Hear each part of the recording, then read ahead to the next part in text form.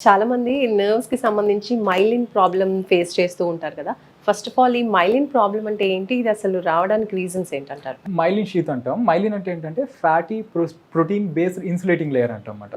ఇదేంటంటే మనకి electrical impulses క్విక్‌గా ట్రావెల్ చేయడానికి అలానే కమ్యూనికేషన్ అండ్ సపోర్ట్‌కి హెల్ప్ అవుతుందన్నమాట. ఓకే. మనకి ఎక్కడైనా మైలిన్ డ్యామేజ్ అవుతే ఎలా ఉంటుందంటే ఈ విజన్‌లో చేంజెస్ కానీ, ఈ నమ్నెస్ కానీ, టింగ్లింగ్ సెన్సేషన్స్ కానీ, అలానే ఎక్స్‌ట్రీమ్ టైర్డ్‌నెస్ ఉంటుందన్నమాట. And pins and needle sensations కానీ, ఈ షాక్ లైక్ సెన్సేషన్స్ కానీ ఇవన్నీ చూస్తుంటాం మనం. ఓకే.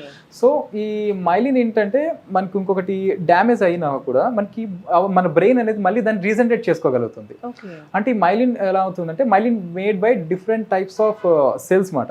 అంటే మన బ్రెయిన్లో ఉన్న స్క్వాన్ సెల్స్ అంటాం, అలానే ఆల్గోడెండ్రోసైట్స్ అంటాం. ఇవి ఏం చేస్తాయంటే మళ్ళీ రీజనరేట్ చేస్తాయి. ఈ ఆల్గోడెండ్రోసైట్స్ ఏంటంటే మన బ్రెయిన్లో ఒక టైప్ ఆఫ్ స్టెమ్ సెల్స్ నుంచి వస్తాయి అన్నమాట. దాన్నే మనం ఓపీసీఎస్ అంటాం, ఆలిగోడెండ్రోసైట్ ప్రొజినేటర్ సెల్స్ అంటాం అన్నమాట. వీటి నుంచి మనకి మైలిన్ అనేది మళ్ళీ రీజనరేట్ అవుతుంది.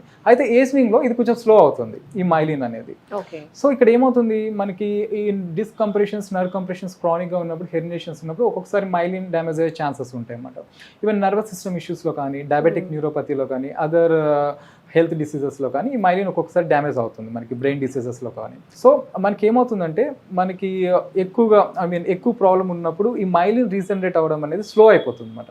అందుకే పేషెంట్స్కి చెప్తాం అన్నమాట, పాజిటివ్ థింకింగ్ చేయండి అండ్ మైండ్ కామ్గా ఉంచుకోమని చెప్తాం. ఎందుకంటే నెగిటివ్ థింకింగ్ ఎక్కువగా ఇరిటేటింగ్ ఉన్న పేషెంట్స్లో ఏమవుతుందంటే ఈ మైలిన్ అనేది తొందరగా రీజనరేట్ అవ్వదు మనకి.